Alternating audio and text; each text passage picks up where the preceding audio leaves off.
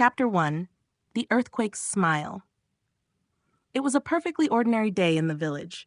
The sun hung low in the sky, while a gentle breeze made the market flag sway softly. The villagers went about their daily tasks.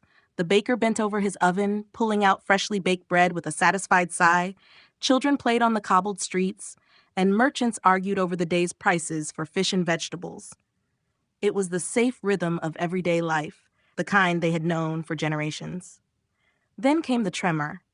The ground quivered beneath their feet, at first faint, as if a heavy wagon had rolled over the old stone roads, but it quickly grew into a deep, resonating rumble that made windows rattle in their frames and shutters slam against the walls of houses. People froze, meeting each other's eyes in fear, while an eerie silence spread, broken only by the soft clattering of a fallen basket of apples. "Is it an earthquake?" shouted an old man as he clung to a stack of barrels to keep his balance. But then came the sound. Heavy, deep thumps, rhythmic and far too deliberate to be nature's doing. Thud, thud, thud. Everyone turned toward the edge of the forest, and there she was. She stood there. A girl, but not like any girl they had ever seen. Her short, wild hair was lifted by the wind, and the sunlight caught her smile, a wide-back, almost innocent smile that clashed starkly with her enormous size. Her bare feet crushed tree stumps, each movement sending birds fleeing in panic, and even from a distance, the sound of trees snapping under her steps could be heard. "A giant?" whispered a woman as she instinctively pulled her child closer. The giant girl began to walk toward the village, each step shaking the ground again. The first tremors had left people paralyzed in shock, but now came fear and panic. Some began running out of the streets, overturning market stalls and losing their goods, while others stood frozen, unable to believe their own eyes. At the village gate, the guards reacted. They grabbed their spears and swords, forming a thin line and shouting commands to one another, though their voices trembled. "Stop there! Don't come any closer!"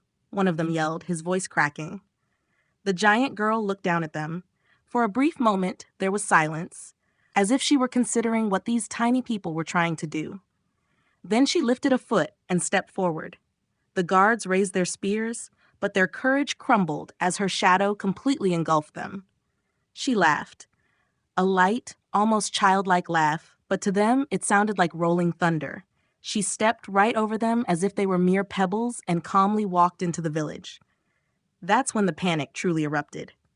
People screamed and ran in every direction, some hiding under carts or in doorways, others fleeing toward the fields outside the town. Horses reared, toppling their wagons, pigeons flapped wildly from rooftops, and a blacksmith dropped his hammer, which hit the cobblestones with a sharp metallic clang. The giant girl stopped in the middle of the square, looking down at the chaos around her. Her smile didn't fade.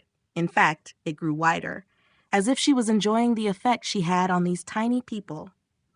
She stepped forward again, and a board from a nearby stall cracked under her weight. The smell of crushed fruit and dust from broken wooden planks rose into the air as the last stragglers finally found the courage to run. Chapter 2: A Game in Miniature. She stood motionless in the heart of the town. The sun shone down on her thick, short hair, which caught the light as a soft breeze played with the loose strands. For a moment she said nothing. She just watched. Tiny people, so small.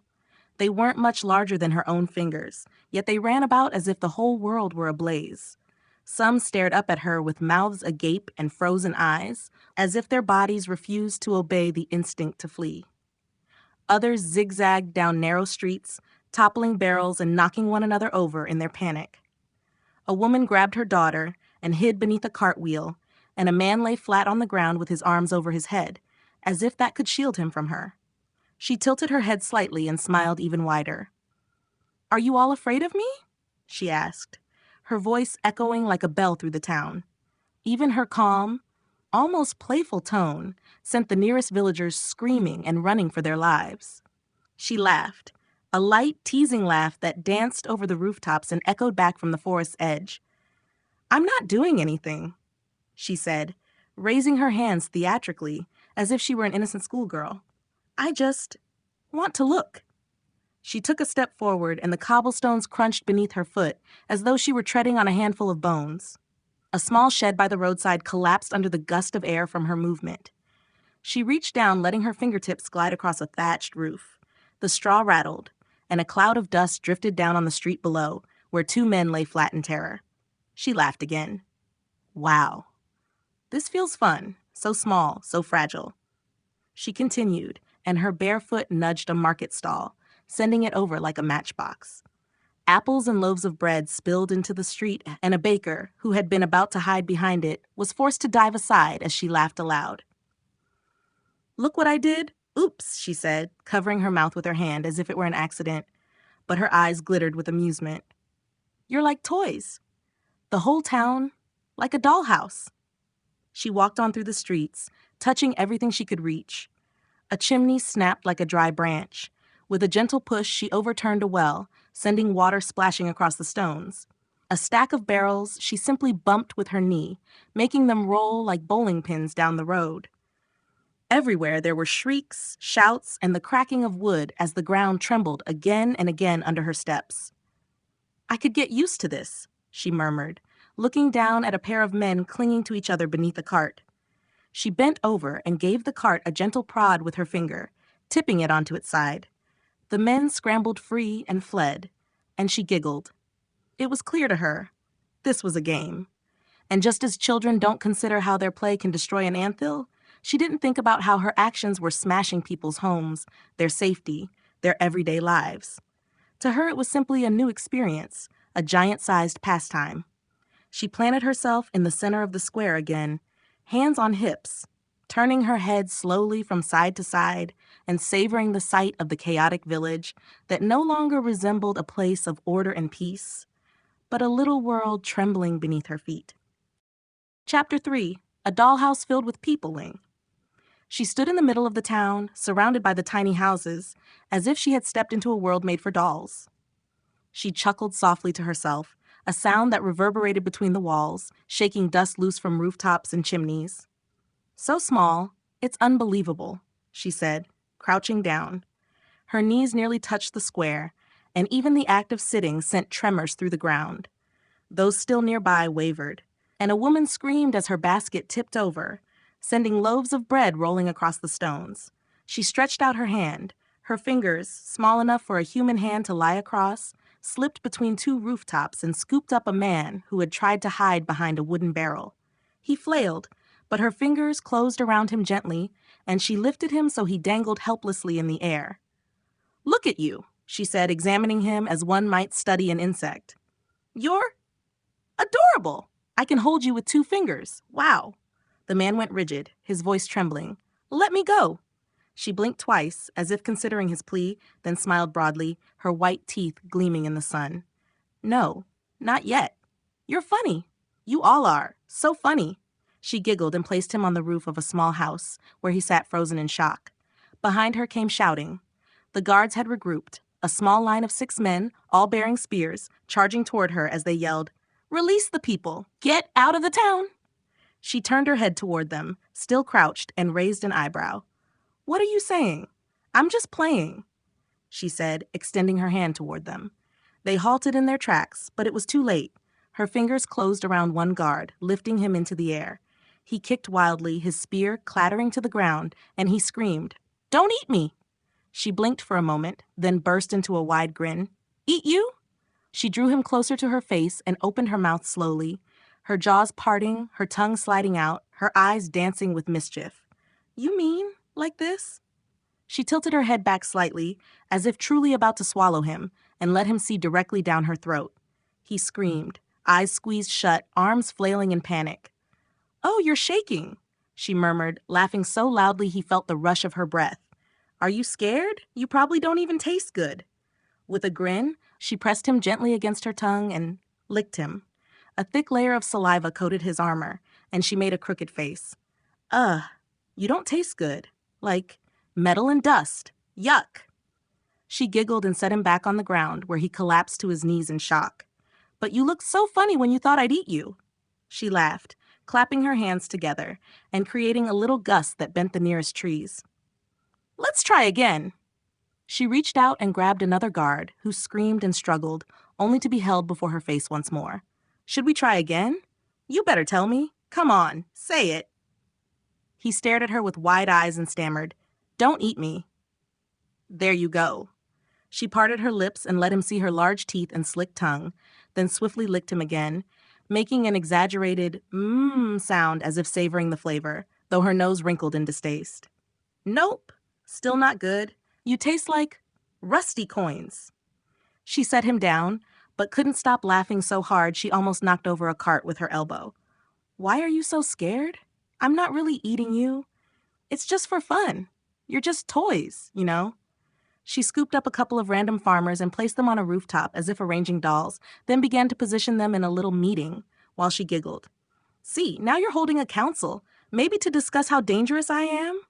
Oh, you're so entertaining." Over and over, she picked up guards and farmers alike, pretending to eat them just to watch them scream and tremble, each time letting them go with a laugh and a quip like, "Wow, your face when you thought I'd bite. Look, you're soaking wet with spit, huh? You really taste weird. Do you eat bad food?" Finally, she settled down in the middle of the street, her bare feet filling the entire roadway, and gazed out over the remnants of the frantic townspeople. She took a deep breath and sighed in satisfaction. This is the best game I've ever played. Chapter 4. The Warmth of Growth. She was still sitting in the middle of the street, surrounded by tiny people who hardly dared to move anymore. After her game of picking them up and pretending to swallow them, the town had fallen silent. No one dared shout. No guards tried to attack. Most stood frozen in shock, while a few still trembled and cried. She looked around at them and let a finger glide down a small house, making the roof creak under her touch. "Are you tired of playing already?" she asked with a teasing tone. "I thought you'd be more fun, but maybe I should think of something new." She rose to her feet, the street groaning beneath her weight. Suddenly she felt it, a warmth beginning deep in her stomach, spreading throughout her body. She wobbled for a moment and placed her hand on her chest. It felt strange, but good. Looking down, she noticed she was slowly rising even higher above the rooftops. She let out a small sound of pleasure and smiled wide. "What is this feeling?" People gasped as they saw it.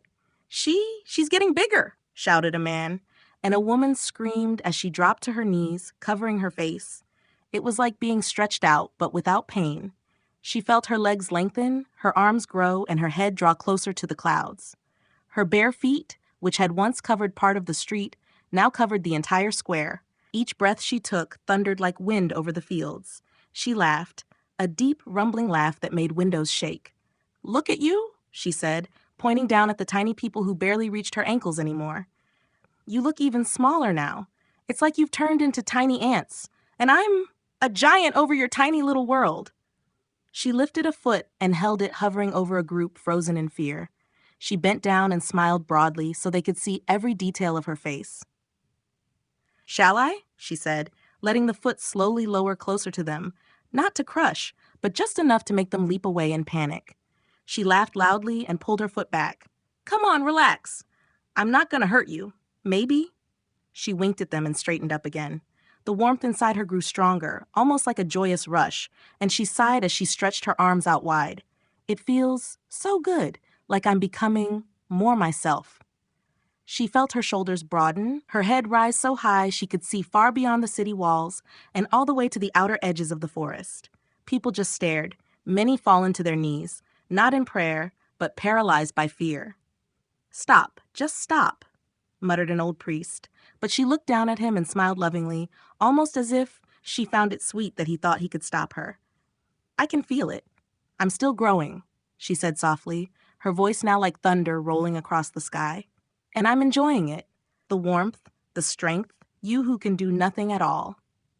She crouched down again, now her body nearly filling the entire square by itself.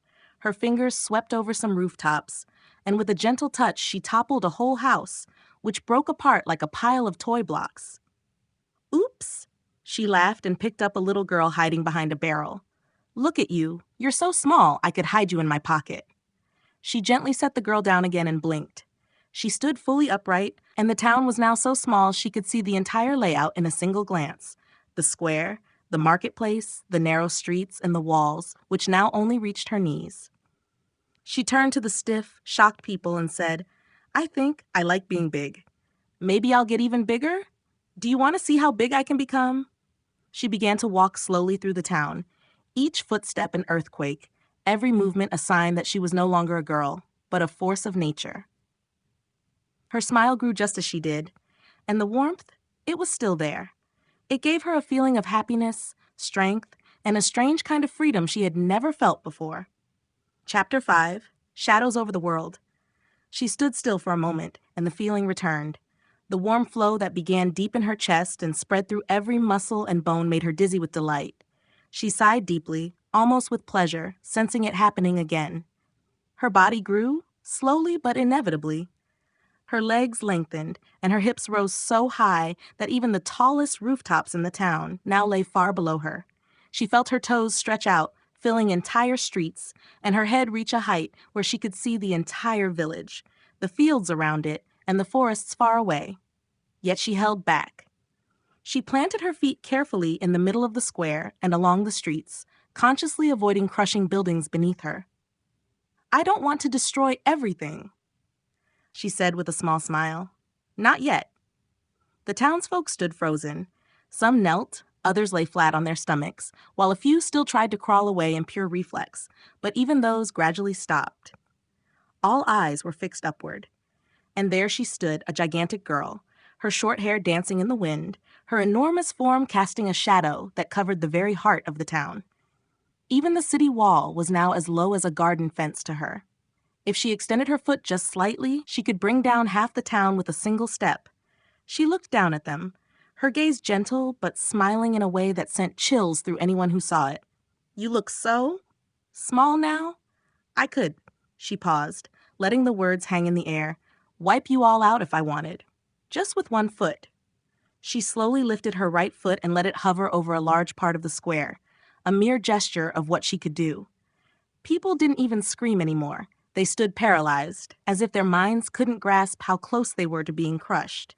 She set it down again without touching anyone and chuckled softly. "Relax. I said if I wanted to. But right now, no, I'd rather enjoy this view." She placed her hands on her hips and straightened her back, making her figure tower even higher above them. "The whole town looks like a toy, a tiny, tiny toy that only exists because I let it exist." A few brave guards still stood clutching spears, but they trembled so much that the spear tips clinked against the cobblestones. She looked at them and smiled. "Look at yourselves. Still ready to fight? You can't even reach my ankle anymore." She leaned forward slightly, her huge shadow covering the entire square, and said in a soft, almost loving tone, "I could crush you all in an instant, but I won't, because I think you're too cute when you just stand there looking up." A murmur ran through the crowd. Some began to cry, others fell to their knees murmuring prayers, and a few just stared blankly upward, completely paralyzed by her size and power. She smiled broadly and said calmly, "I think I like this, being so big, knowing that I decide whether your tiny little world will continue."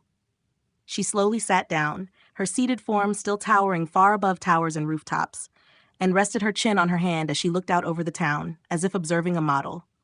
"I could wipe you out. But right now I just want to enjoy the view, just be here. Just know that I could." Chapter 6, The Silence of Realization. She sat still for a moment, her enormous form casting a living shadow over the entire town. No one dared move. The only sounds were the wind whispering between rooftops and a few distant horses that had broken loose and galloped beyond the city walls. Then she raised her hand and bent her fingers a few times, smiling widely. "Shall we play a little more?" she asked in a tone that almost sounded innocent, like a girl who just wanted to play a game. But everyone knew the game was her against them, and no one could win against her. She leaned forward and stretched her hand down toward a small group of people huddled tightly together in the middle of the square. They tried to run, but her fingers quickly closed around them. 5 or 6 people, men and women, all squeezed into her immense palm as she lifted them high toward her face. "Look at you. You can all fit in my hand," she said with a grin. "You're so small I can feel you trembling against my skin." She turned her hands slightly so they looked directly into her face. "Why are you so scared? It's just for fun." One of the men in her hand stammered. A man shouted, You mustn't, please, not in front of my children. A woman cried out, "We haven't done anything to you. Why are you doing this?" And then it came, a small voice, bright, trembling, not pleading, just scared. "Mom, I'm scared." She froze. It wasn't shouting. It wasn't anger. It was a child. She blinked and looked closer at her own hand.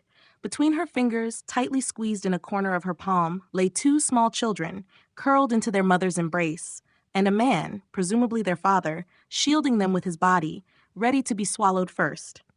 She saw it all at once, how the children hid their heads in their mother's arms, how the mother trembled but still held on, strong and protective, how the father's eyes were wet but determined. They were protecting each other. In the middle of her hand, in the middle of the game, her smile disappeared. She stared as if only then realizing what she was holding.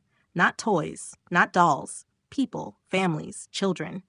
She looked down at them, and then at her other hand, as large as a tower, as dangerous as the will of a god. Her mouth, which she had opened to tease them, was still half open. But now it was no longer fun. Not for them. Not for her. That was just for fun, she whispered, but her voice sounded hollow, empty, as if she no longer believed it herself. She held them there, still in her hand, and couldn't bring herself to put them down. Not yet. She was frozen, as if the moment had locked her into reality and the game had crumbled to dust. She slowly turned her gaze over the town. Smoke rose from broken rooftops. There were overturned carts, broken fences, and people in shock. She had done all that, not as an evil giant, but as one who had forgotten that they could feel. And the feeling hit her, not just as a thought, but as a deep, indescribable pain, a shame so great that even her enormous body felt too small to carry it. Her breathing grew heavier. The eyes that had once glowed with curiosity and childlike joy grew wet. She squeezed them shut, trying to blink the tears away, but they came anyway. Tears. Big, heavy drops gathered in her eyes, and slowly they began to redden. Not with anger, but because something inside her had broken. She still held the people in her hand, so gently as if they might shatter from her guilt alone. And while the entire town silently stared up at her in wonder, she just stared down at them. Quiet. Completely quiet. While her eyes slowly grew red. Chapter 7. Am I a Monster? She stood there, still as a statue, but her chest rose and fell quickly. The warm feeling that had once made her strong and happy was gone. In its place was a heavy knot growing in her throat. The tears came first silently. Then the sound, a broken, trembling voice as she tried to speak. I'm sorry. Her words rumbled like thunder, even though she tried to speak softly. I just wanted to play. I didn't think about that you'd be so scared. I just thought it was fun. She looked at them in her hand, the tiny people she could have destroyed without effort. Yet they clung together, holding on to each other, afraid even of her tears. She felt them slide down her cheeks, warm, heavy, and full of guilt. They fell like raindrops, hitting roofs and streets, causing entire buildings to tremble lightly under their weight. One roof buckled as a drop landed, and she gasped, covering her mouth. I am a monster, she whispered, almost to herself. A giant, stupid monster. Then a voice sounded, clear and unexpected. A man in her hand with a steady but calm tone. Hey, don't cry.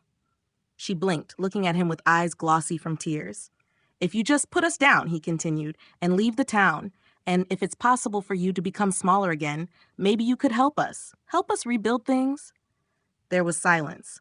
Another, older man among them stared at the father and exclaimed, Are you crazy? She's a monster. She could kill us all without blinking. The father looked back at him without hesitation. Yes, I know, but look at her. She's a child from another world. She doesn't understand what she's done. Shouldn't we try, just try, to trust her? The girl froze as she heard that. A child from another world. She had always thought of herself as just a girl who wanted to play, but to them she was a monster. A frightening, uncontrollable monster. The words dug in. Is it true? Look, am I a monster? She looked again at the people in her hand, their small faces mixing fear and hope. She sniffled and nodded slowly, her voice weak and trembling. Okay, I will. Put you down. She bent forward and carefully placed her hand on the ground, gently so no one would get hurt. The people hurried out and immediately ran away but stopped several times to look back at her. She just sat quietly, letting the tears fall as she slowly began to breathe deeper. The warm feeling returned, but not like before. It wasn't excitement. It was change. For the first time, she chose to make herself smaller. The light around her flickered, and her enormous shadow began to shrink. Her legs shortened, arms and shoulders grew slimmer, until she was back to the size she had been when she first entered the town. Still large, still intimidating, but no longer a godlike giant. She stood still, looking down at her hands, the same hands that had once held lives between their fingers like toys, and whispered, I'm not a monster anymore, am I? The town did not answer. People still stared, confused and afraid, but also hesitant, as if something had changed. She wiped her cheeks, but her eyes remained red and glossy. She no longer wanted to play. Chapter 8, The Flight to the Forest. There was a brief silence, almost eerie. The people had just seen her shrink down, look guilty, even cry, but the fear still sat deep in their bones. Then a sound cut through the quiet, metallic clinking. A group of guards stepped forward, spears and swords in hand. They had trembled before, but now their shouts rang hollow with a mix of courage and desperation. We must stop her. She's dangerous, one shouted, and the group began to advance. She saw them coming. The small weapons, the anger in their eyes, and she did nothing. She stood still, watching them, as if she had already accepted their judgment. Go ahead, she whispered, closing her eyes. I deserve it. She fell to her knees, the ground trembling lightly under her weight. Tears ran down her cheeks again, falling like small raindrops around her. She hid her face in her hands and cried softly. The guards halted abruptly. They didn't know what they expected, an attack, a scream, maybe a desperate attempt to flee, but not this. Had she given up? What's happening? One muttered. Then some townspeople stepped forward. The mother and father who had been in her hand earlier approached her directly. The children hid behind their parents' legs, but followed nonetheless. The father stopped in front of her kneeling figure and looked up, so far up his neck cracked. His voice was not angry, only gentle and cautious. Hey, girl? She raised her head weakly, eyes red and glossy, and looked down at him. What's your name? He asked. She hesitated for a moment, her voice faint, almost like a child's. I am Ranja. He nodded slowly, a small, careful smile on his lips. Okay, Ranja. And where are you from? Ranja sniffled and lifted a hand, pointing toward the dark edge of the forest in the distance. From there, she said quietly. The father followed her finger with his eyes and nodded again. Okay, are there others like you there? She looked away. For a brief moment, she considered answering, but didn't. She couldn't. Instead, her gaze drifted over the townsfolk, all the eyes still watching her with fear and uncertainty. I'm sorry, she said, her voice breaking. It was stupid of me, all of it. She stood up slowly, almost hesitantly, as if afraid to do more damage. For a moment, she just stood there, looking down at the father, his family, and the entire town. And then she ran. The ground shook lightly beneath each step, not like before, but enough to remind everyone how large she still was. She ran past the fields, past the road, and into the forest, slipping between the tall trees that closed around her until she disappeared from sight. The town was left behind. The guards lowered their weapons, people looked at each other, and a wall of questions began to rise in the silence. Who was she? Were there more like her? Would she return? And if she did, what would they do next time?